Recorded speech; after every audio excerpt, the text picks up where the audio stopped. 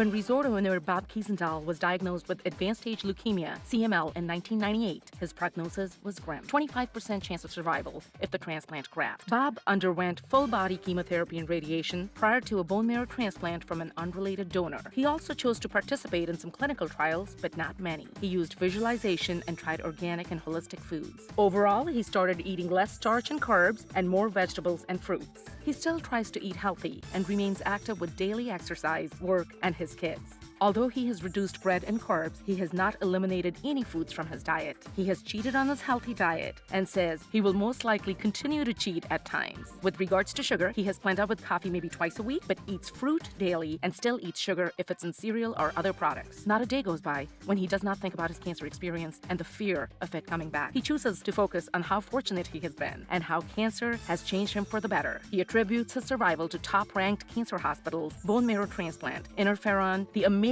support of his family and friends, and God. 25% chance of surviving, thriving 14 years later. The Thrive Channel congratulates Bob Kiesendahl, ultimate survivor.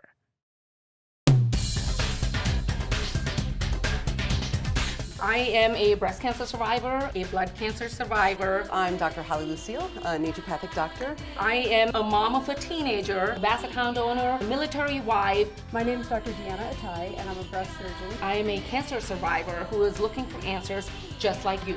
I'm Deborah Tripathi. I'm a medical oncologist. What works, what doesn't? Welcome to Thrive with Namrata.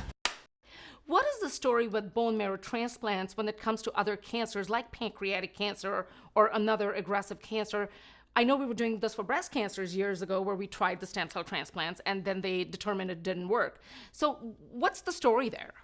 Well, transplants are most effective in people that have hematologic malignancy. So these are cancers of the bone marrow where chemotherapy and other treatments can be used to eradicate the cancer there. But then because the normal blood cells are also affected, putting in marrow either from the patient themselves that was collected earlier or from a related individual or unrelated individual, so-called allogeneic transplant, can actually improve survival rates. Yeah, I remember starting out in practice and having patients, and it was important the number of lymph nodes for breast cancer patients, the number of lymph nodes under the arm that was involved, because that would determine whether you got a transplant or not.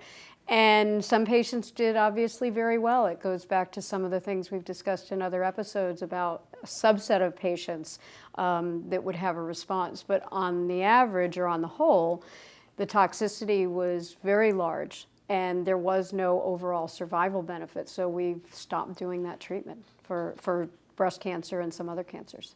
Do you think it's something that we'll see in the future will maybe come back and become more, show more efficacy in other types of cancers versus just hematology-related cancers? I think as the research continues on with stem cell, in particular, we're going to start seeing some outcomes there, yes. Mm-hmm. Yes, you know, stem cells also carry a different connotation in that within tumor cells there are stem-like cells as well, similar to the stem cells that repopulate the marrow, but these are malignant versions. And some people believe that these cells are very resistant to chemotherapy. And so if we can find a way to disable the stem cells using biologically targeted therapy against factors that maintain the stem cell-like characteristics of these cells, that we may actually be able to turn that into a therapeutic advantage. So this is really early research, but it's a very interesting and exciting area.